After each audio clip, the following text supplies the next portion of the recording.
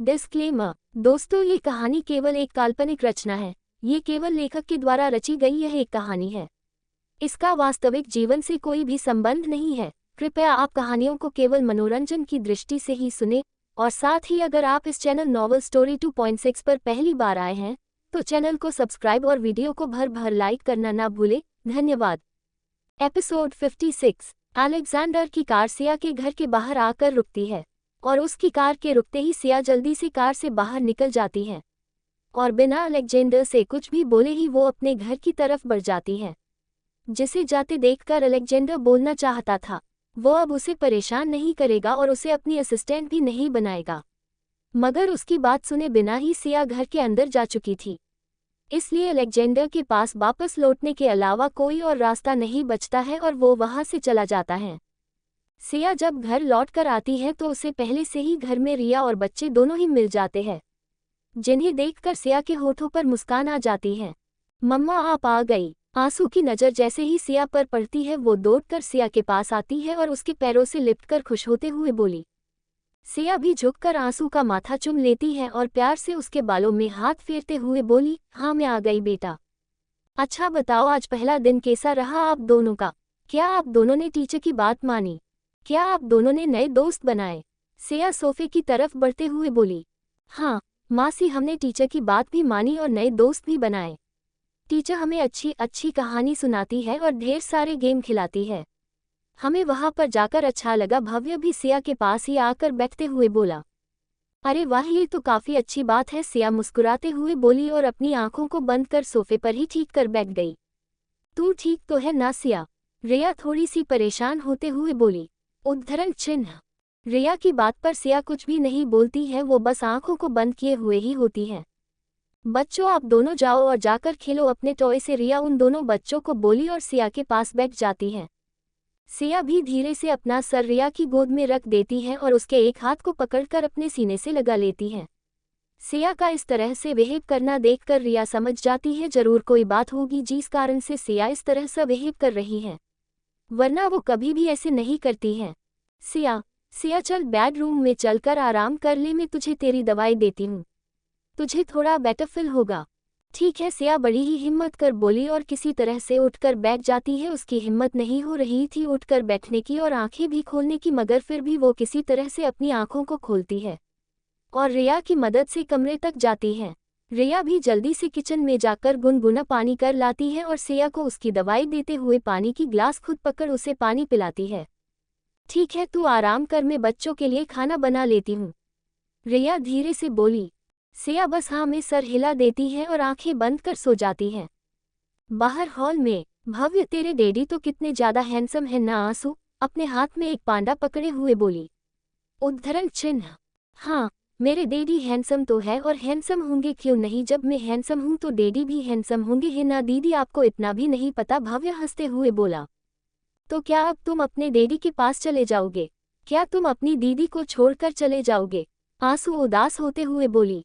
नहीं दीदी, आप तो मेरी प्यारी बड़ी बहन हो, आपको छोड़कर मैं कहीं भी नहीं जाने वाला। डैडी ने कहा है हम सब एक परिवार है और हम सब एक साथ साथ में रहेंगे, हम जहाँ भी रहे साथ रहेंगे, भव्य अपनी मासूम सी प्यारी आवाज में बोली। उद्धरण चिन्ह। पर मासी को देखकर लगता है वो तुम्हारे डैडी से नाराज है, वो उनसे कट्टी हो गई है, इसलिए वो उनसे बात नहीं करना चाहती है, ऐसे में हम क्या करेंगे? आंसू उदास होते हुए ही बोली। उद्धरण चिन्ह।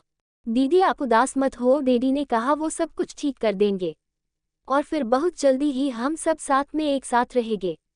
मुझे मेरे डैडी की बात पर यकीन है और वो मेरा यकीन नहीं तोड़ेंगे, भव्य मुस्कुराते हुए बोला। पर एक बात बताओ, तुमने अपने डैडी को पहचान कैसे लिया, जबकि हम तो आज पहली बार उनसे मिले? आंसू सवालिया नजरों से भव्य को देखकर बोली। मैंने ना मम्मा के मोबाइल में डैडी की फोटो देखा था, उस फोटो में वो दोनों साथ में थे और मम्मा ने डैडी का हाथ पकड़ रखा था। मम्मा ने मुझे ये भी बताई थी यही मेरे डैडी है, मगर डैडी हमसे काफ़ी ज़्यादा दूर रहते हैं, वो हम तक नहीं पहुंच सकते और हम भी उन तक नहीं पहुंच सकते हैं। हम दोनों के बीच काफ़ी बड़ा सा समुद्र है, अगर हम उनके पास जाने की कोशिश करते हैं तो हम समुद्र में डूब जाएंगे और मर जाएंगे, और अगर डैडी ने यहाँ पर आने की कोशिश की तो वो भी डूब कर मर जाएंगे। और अगर मैं चाहता हूँ मेरे डैडी जिंदा रहे, सही सलामत रहे, तो मुझे उनसे मिलने की जिद को बंद करना होगा। ओ तो क्या अब तेरे डैडी डूबे नहीं पानी में? क्या मासी ने तुझसे झूठ बोला था? आंसू क्यूरोसिटी के साथ बोली। नहीं मेरी मम्मा ना झूठ नहीं बोला, उन्होंने सच कहा। अगर वो पानी से आते तो डूब जाते, मगर वो तो प्लेन से आए ना, इसलिए बच गए। तुम्हें इतना भी नहीं पता दीदी। इतना बोलकर भव्य जोर से हंसने लगता है। भव्य को ऐसे हंसते हुए देखकर आंसू अपने बालों को खुजाते हुए बोली, तो क्या प्लेन नहीं डूबता पानी में? नहीं, वो आकाश में उड़ता है। आपको तो कुछ भी नहीं पता दीदी। इतना बोलकर भव्य अपने पेट पर अपने दोनों हाथों को रखकर जोरों से हंसने लगता है। जिसे इस तरह से हंसते हुए देखकर आंसू भी हंसने लगती है। दोनों बच्चों के हंसने की आवाज उस घर में गूंज उठती है और किचन में काम कर रही रिया दोनों बच्चों को हंसते हुए देखकर मुस्कुरा उठती है। मगर अगले ही पल उसकी मुस्कान उदासी में बदल जाती है। वो उदास होते हुए खुद से बोली, मैंने कभी भी नहीं सोची थी हमारा कभी आमना सामना भी हो पाएगा और कभी भी तुम्हें वापस से देख भी पाऊंगी, मगर इतने सालों बाद तुम्हें अपने सामने देखकर और तुम्हारी आंखों में आज भी अपने लिए उतना ही प्यार, उतना ही पागलपन देखकर दिल को काफी ज्यादा खुशी हुई। मगर मैं चाह कर भी तुम्हारे पास नहीं लौट सकती एल्विस। मैं चाहूँ भी तो भी तुम्हारे साथ अपनी जिंदगी की नई शुरुआत नहीं कर सकती हूँ और मैं अपने बेटे को भी खुद से दूर जाते हुए नहीं देख सकती हूँ। पर तुम जो करने जा रहे हो उससे मुझे काफी ज्यादा बुरा लग रहा है। मेरा दिल दर्द कर रहा है। तुम कैसे अपनी ही पत्नी से ये बोल सकते हो? वो तुम्हारे लिए एक पत्नी ढूंढे, मुझसे ये नहीं हो पाएगा। मगर तुम्हें यकीन दिलाने के लिए कि मेरे दिल में तुम्हारे लिए कुछ भी नहीं है, कोई फीलिंग, कोई एहसास कुछ भी नहीं है। ये सब दिखाने के लिए मैं तुम्हारे लिए लड़की देखूंगी और मैं पूरी कोशिश करूंगी तुम्हारे लिए जल्दी से जल्दी एक अच्छी लड़की ढूंढने की। मगर क्या कोई भी लड़की मेरे बेटे की माँ बन पाएगी? क्या वो उसे वही प्यार देगी जो प्यार मैं अपने बेटे को देती हूँ? नहीं, कोई भी लड़की एल्विस की पत्नी तो बन जाएगी मगर मेरे भव्य की माँ नहीं। मुझे कोई ऐसी लड़की ढूंढनी होगी जो एल्विस के साथ भव्य की माँ भी बन पाए। मगर क्या ऐसी कोई लड़की मिलेगी? ये मैं क्या सोच रही हूँ? क्या मैं अपने ही पति की दूसरी शादी करवाने की तैयारी कर रही हूँ?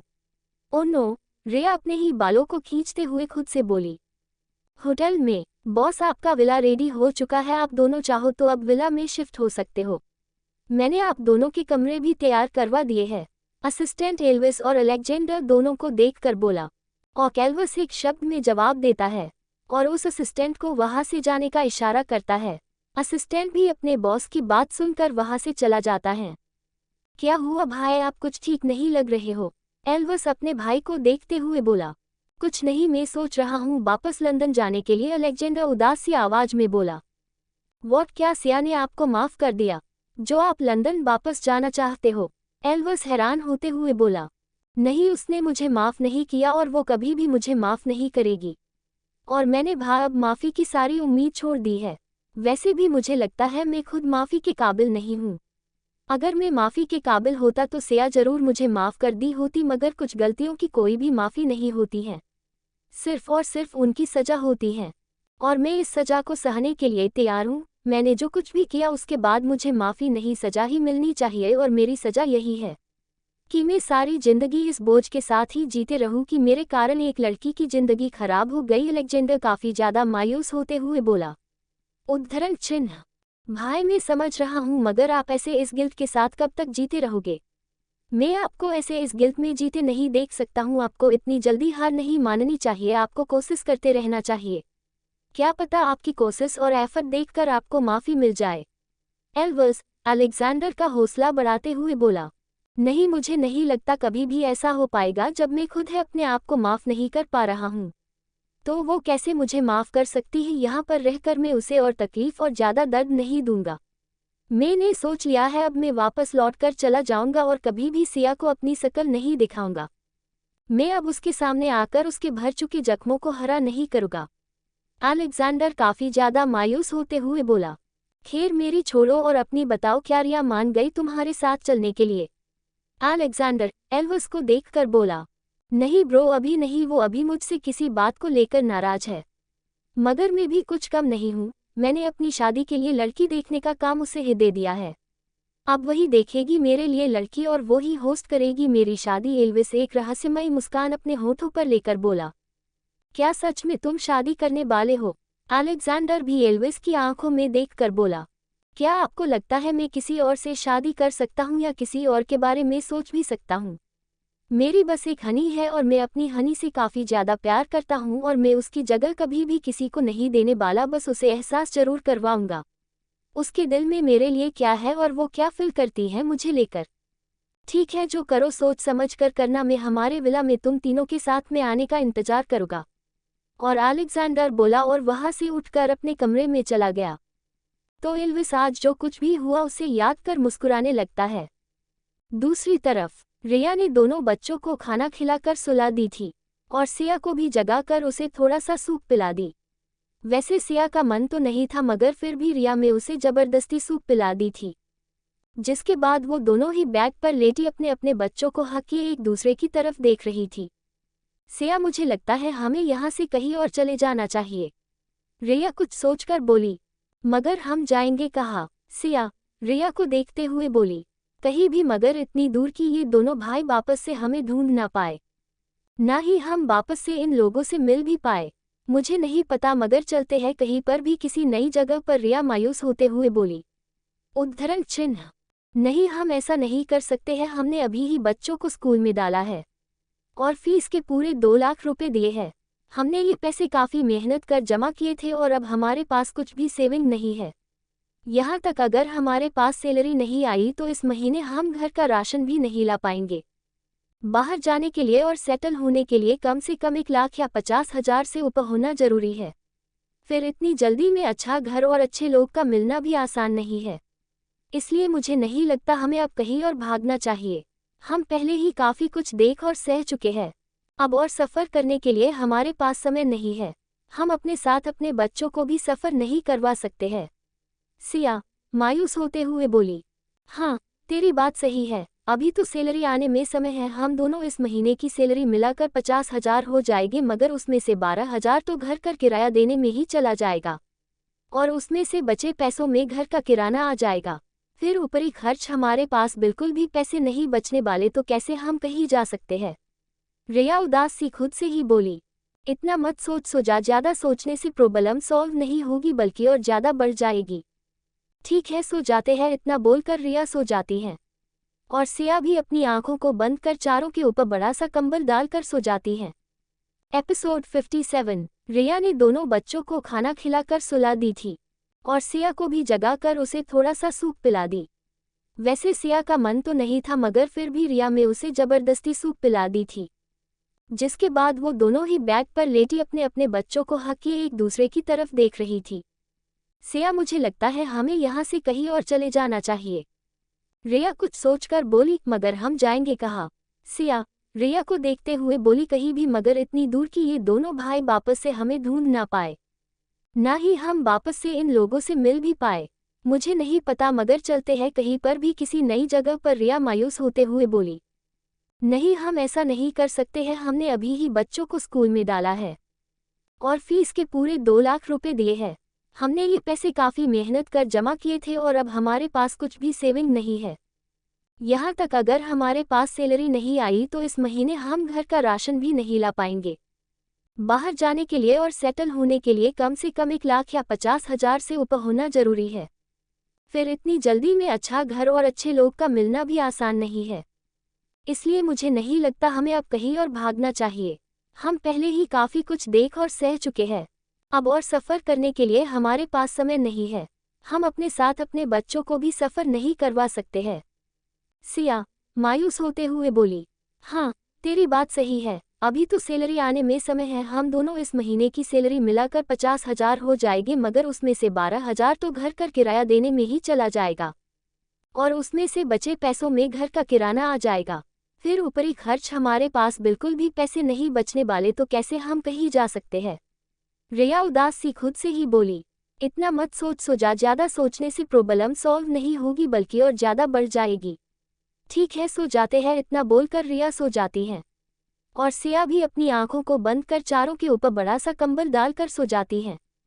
आइए आगे क्या हुआ पढ़ते हैं। अगली सुबह। रिया क्या तुमने मिस्टर एल्वर्स के केस में काम करना शुरू कर दिया? मैनेजर रिया के केबिन में आते हुए बोली। नहीं मैम, अभी नहीं किया, मुझे कुछ प्लान बनाने होंगे और उसे मिस्टर एल्वर्स को बताने होंगे और जब वो अप्रूवल देंगे उसके बाद ही मैं कोई कदम उठाकर कुछ प्लान कर पाऊंगी। तो फिर कर क्या रही हो, अपने प्लान को तैयार करो और मिस्टर एल्वर्स के ऑफिस जाकर उनसे मिलो और उन्हें बताओ और जल्दी से अप्रूवल लो और जितना जल्दी हो सके उनके लिए परफेक्ट मैच ढूंढने की कोशिश करो। और हाँ, तुम बाकी सारे क्लाइंट के बारे में फिक्र मत करो, उन्हें कोई और हैंडल कर लेगा, तुम बस इस क्लाइंट पर ध्यान दो, ये हमारे लिए सबसे ज़्यादा ज़रूरी है। मैनेजर रिया को देखकर बोली, उद्धरण चिन्ह। ओक मैम, मैं अपना काम करना अभी ही शुरू करती हूँ और लंच में मिस्टर एल्वर्स से मिल लूंगी और उनसे प्लान भी डिस्कस कर लूंगी। ओक बी केयरफुल, इतना बोलकर मैनेजर वहाँ से चली जाती है। तो उसके जाते ही रिया अपना सर पकड़कर बैठ जाती है और सोचने लगती है क्या उसे ये करना चाहिए। दूसरी तरफ होटल में अलेक्जेंडर ने अपने सारे सामान को पैक कर लिया था और उसने अपने वापस लौट कर जाने के लिए फ़्लाइट की टिकट भी बुक कर लिया था। उसकी फ़्लाइट 1 बजे की थी और अभी 1 बजने में काफ़ी सारा समय था, इसलिए वो आराम से सोफे पर बैठा हुआ था और उसकी आंखें बंद थी। वो यहाँ पर आने के बाद जो कुछ भी हुआ उन सभी के बारे में सोच रहा था और उसके दिमाग में बार बार डॉक्टर की बातें भी गूंज रही होती हैं, जिसे याद कर अलेक्जेंडर का मन उदास सा हो गया था। सर, आपकी कॉफ़ी। अलेक्जेंडर जो अपने ख्यालों में गुम था, उसके कानों में एक सॉफ्ट सी आवाज़ सुनाई पड़ती है, जिसे सुनकर अलेक्जेंडर जल्दी से अपनी आंखों को खोल देता है। तो उसकी आंखों के आगे सिया खड़ी थी, जिसके चेहरे पर कोई भी भाव नहीं थे और खड़ी उसे ही देख रही थी। सिया को अपने सामने देखकर अलेक्जेंडर को अंदर से खुशी होती है, मगर वो जैसे ही मैं जा रहा हूँ यहाँ से हमेशा के लिए ये बोलने वाला होता है। ठीक तभी सिया वापस से बोली, सर आपकी मॉर्निंग कॉफ़ी। इतना बोलकर वो कुछ देर शांत रहने के बाद वापस से बोली, उद्धरण चिन्ह। सॉरी सर, मुझे आने में देरी हो गई। आई होप कि आप इसका बुरा नहीं मानोगे। Please enjoy your coffee, Siya धीरे से बोली। सिया की बात सुनकर अलेक्जेंडर काफ़ी ज़्यादा हैरान होता है, मगर कुछ बोलता नहीं है और टेबल पर रखी कॉफ़ी को उठाकर पीने लगता है। एक शिप लेकर ही उसे वो कॉफ़ी काफ़ी टेस्टी लगती है। कॉफ़ी टेस्टी है, अलेक्जेंडर धीरे से बोला और सिया को सोफे पर बैठने का इशारा करता है, क्योंकि उसे पता था सिया की हालत सही नहीं है और उसका इस तरह से खड़ा रहना भी ठीक नहीं है। मैं ठीक हूँ सर, सिया धीरे से बोली। बैठ जाओ, अलेक्जेंडर भी धीरे से बोला, जिसे सुनकर सिया ना चाहते हुए भी बैठ जाती है और अलेक्जेंडर धीरे धीरे कॉफ़ी खत्म करता है। क्या मेरे लिए कोई और काम है? सिया धीरे से बोली। सिया की बात सुनकर अलेक्जेंडर खुद से बोला, क्या मैं इसे बता दूं मैं यहाँ से जा रहा हूँ और अब कभी भी लौटकर वापस नहीं आऊँगा? नहीं, रुक जा, अभी मत बता। अलेक्जेंडर के मन से एक आवाज़ आई और उस आवाज़ को सुनकर वो अपना फैसला बदल लेता है। मैं यहाँ से शिफ्ट कर रहा हूँ अपने विला में जो रेडी हो चुका है और मैं अब से वहीं पर रहूँगा। तुम चाहो तो मेरे साथ वहाँ पर चल सकती हो और मेरे काम में मेरी मदद कर सकती हो, अलेक्जेंडर धीरे से बोला। ठीक है सर, इतना बोलकर सिया में अपना सर हिला देती है, जिसके बाद अलेक्जेंडर सिया को अपने साथ लिए अपने विला में जाने के लिए निकल जाता है। कार के अंदर एकदम खामोशी और शांति थी। सिया कार से बाहर देख रही थी। उसने सुबह ही फैसला की थी वो अपनी असिस्टेंट वाली जॉब को अच्छे से करेगी और वो होटल के मैनेजर से अपनी डबल सैलरी के साथ बोनस भी लेंगी, जिसके मिलने से उसके घर के हालात सही हो जाएंगे और उसे और रिया दोनों को ज़्यादा परेशान नहीं होना पड़ेगा पैसों को लेकर। यही सब सोच समझने के बाद सिया वापस अलेक्जेंडर के पास आई थी। करीब 20 मिनट बाद ही उनकी कार एक बड़े से गेट के अंदर से होते हुए जाती है और बड़े से विला के आगे आकर रुक जाती है। कार के रुकने से सिया होश में आती है और अलेक्जेंडर की तरफ देखती है जो कार से उतर चुका था। सिया भी कार का डोर खोलने की कोशिश करती है, मगर डोर खुलता नहीं है। ये देखकर सिया परेशान हो जाती है।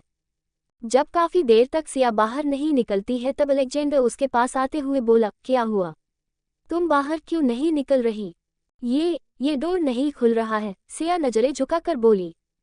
सिया की बात सुनकर अलेक्जेंडर एक नज़र सिया के हाथ पर डालता है जिन पर जान काफ़ी कम थी, जिसे देखकर वो खुद डोर खोल देता है। अलेक्जेंडर के खींचने से डोर खुल गया था। ये देखकर सिया को खुद पर शर्म आती है जो वो एक डोर तक नहीं खोल पाई।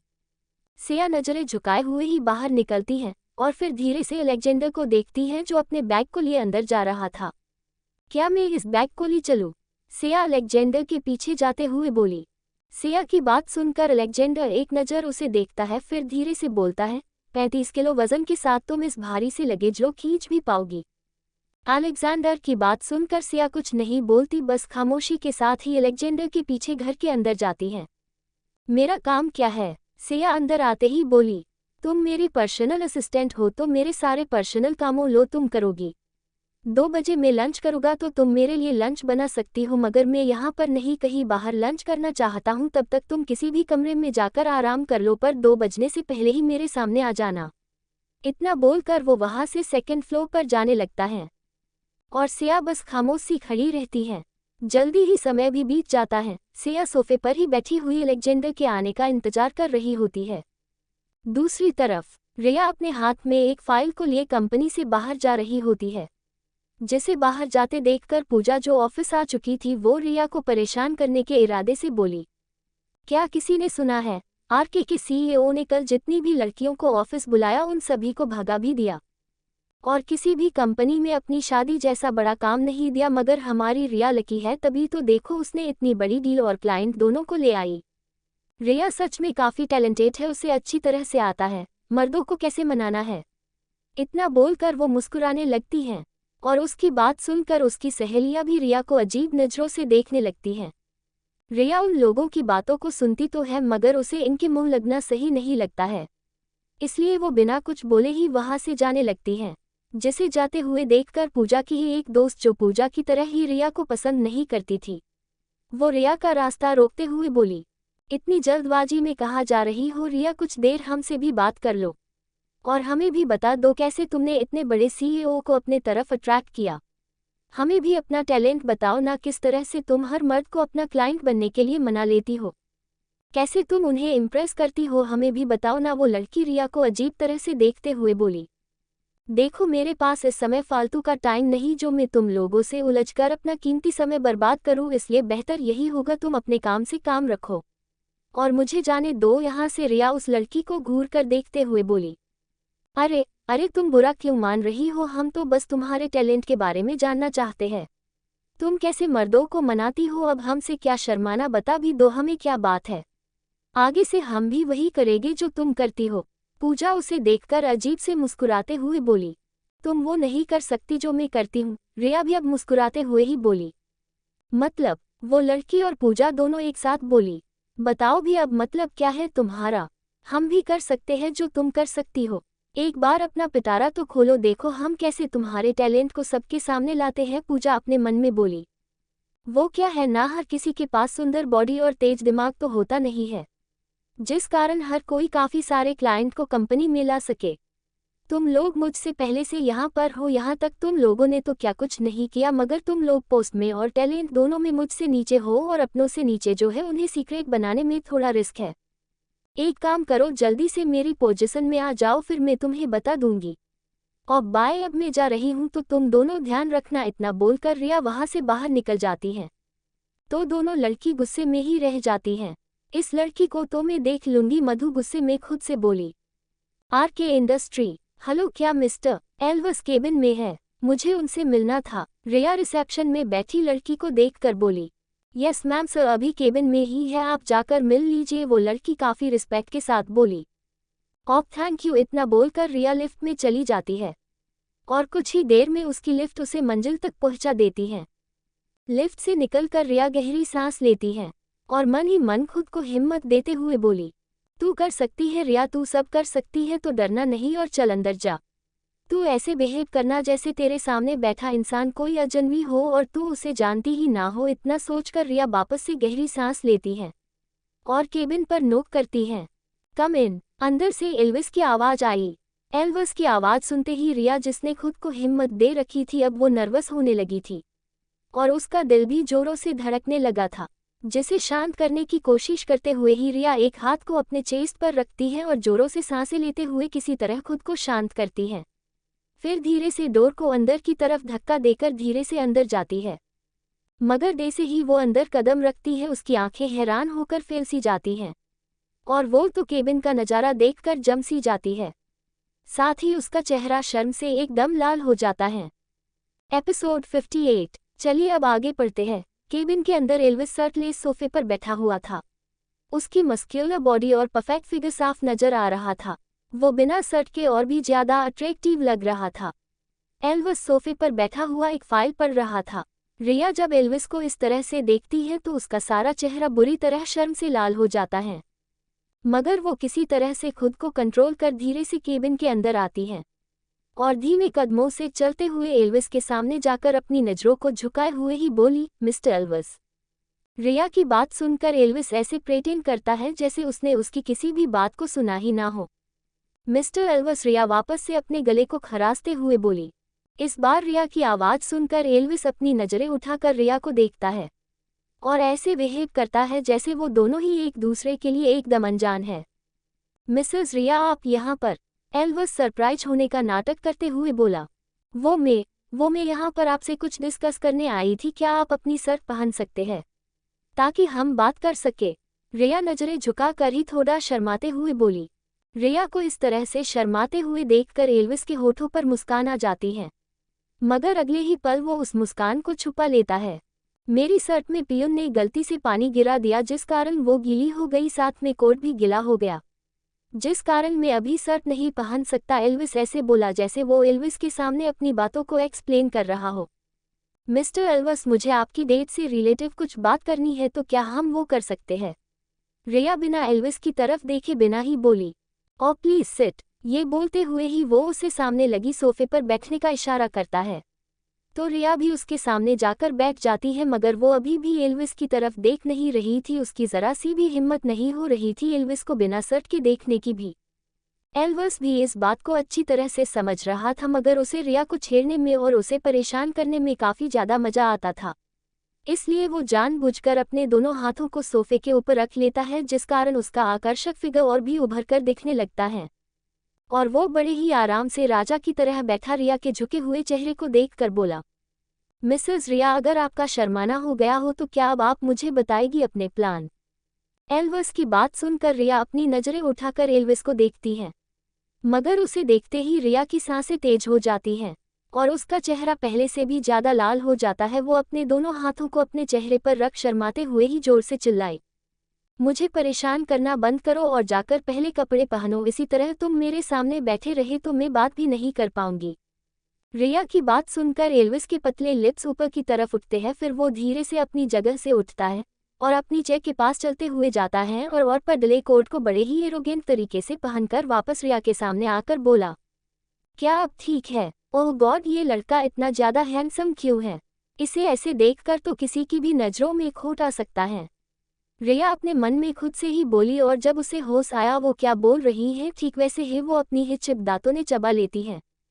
तो एल्विस, जो उसकी हर एक हरकतों को अच्छी तरह से नोटिस कर रहा था, वो खुद से ही बोला, ये लड़की एक दिन मुझे अपने प्यार में पागल करके छोड़ेगी। इतना सोचकर वह मन ही मन मुस्कुराया, मगर बाहर से सीरियस भाव लिए बोला, एक्सप्लेन योर प्लान। सर, आपने कहा है आपको शादी 1 महीने के अंदर करनी है और आपको एक ऐसी लड़की चाहिए जो आपकी पत्नी होने के साथ है आपके बेटे की भी माँ बने। आप जो चाहते हैं उस हिसाब से लड़की ढूंढना थोड़ा मुश्किल होगा, इसलिए मुझे लगा क्यों ना हम एक पोस्ट करें जिसमें हम आपका एक फॉर्मल इंट्रो के साथ आपको किस तरह की लड़की चाहिए, उसमें क्या खूबी होनी चाहिए, सब कुछ एक्सप्लेन कर देंगे।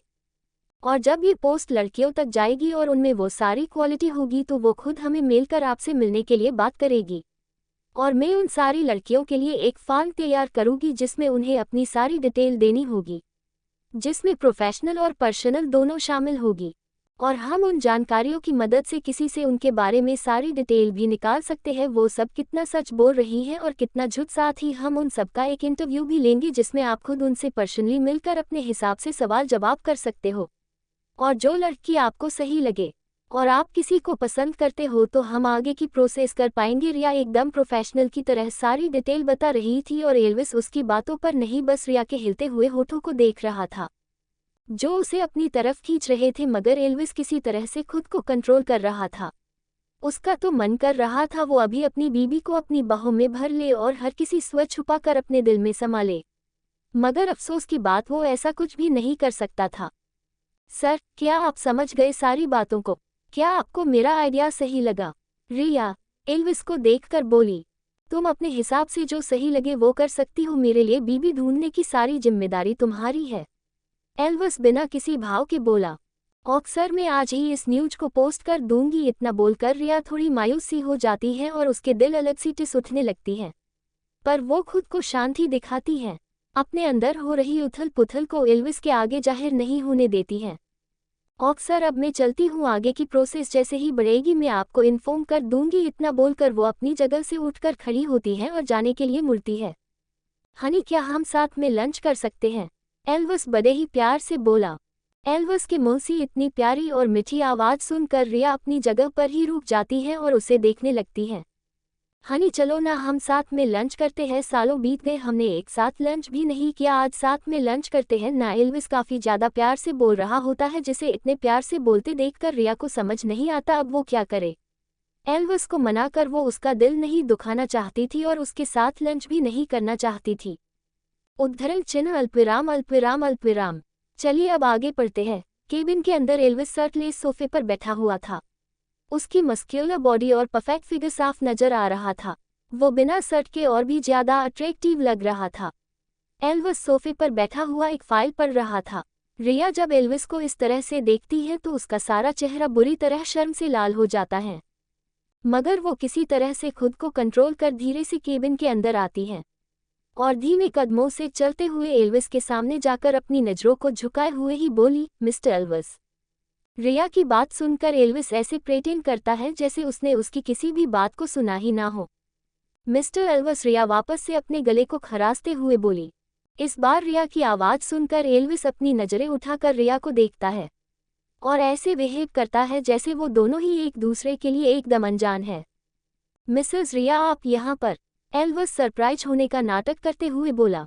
वो मैं यहाँ पर आपसे कुछ डिस्कस करने आई थी, क्या आप अपनी शर्ट पहन सकते हैं ताकि हम बात कर सके? रिया नजरें झुकाकर ही थोड़ा शर्माते हुए बोली।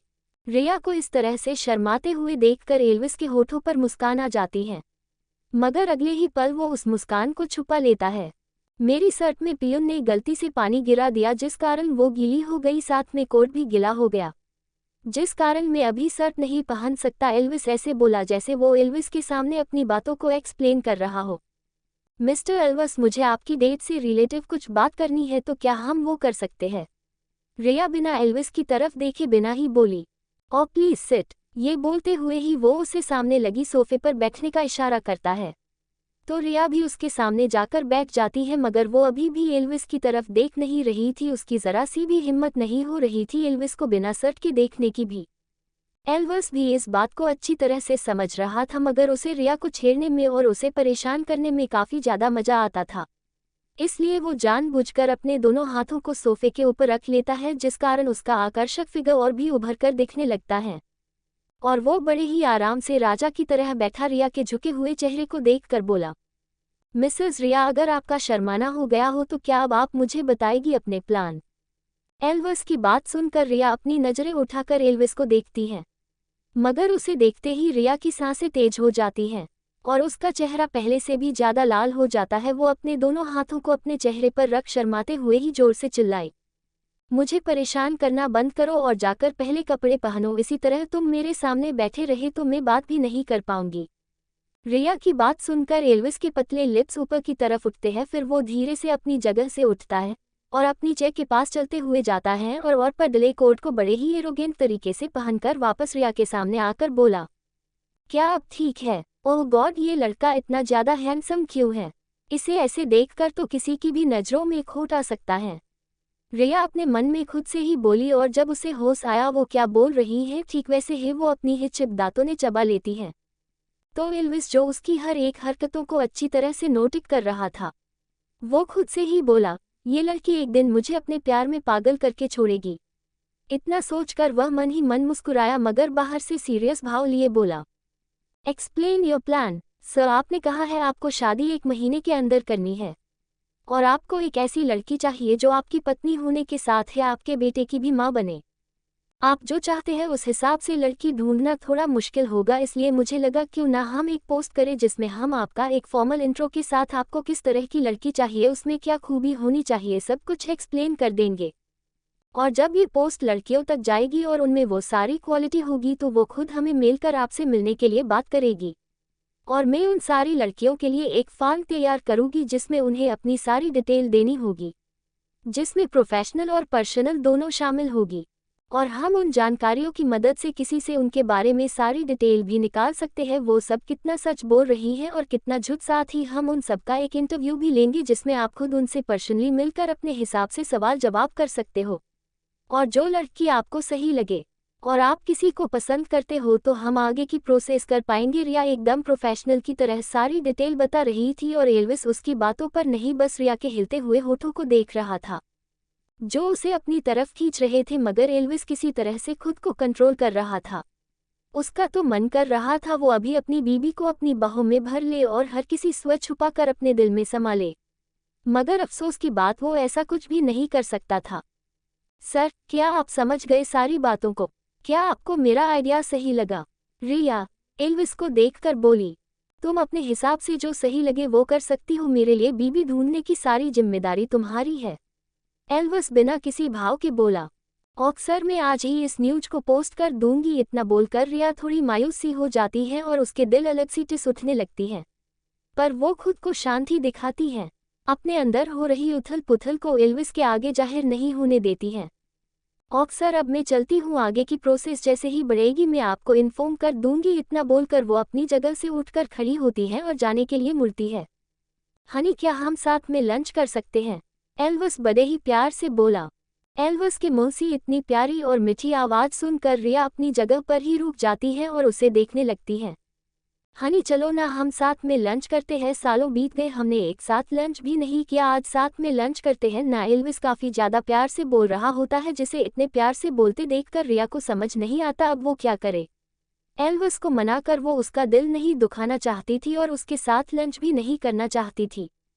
तो दोस्तों, आखिर कहानी में आगे क्या होगा यह जानने के लिए इस स्टोरी को सुनते रहिए सिर्फ और सिर्फ novel_story_2.6 चैनल पर।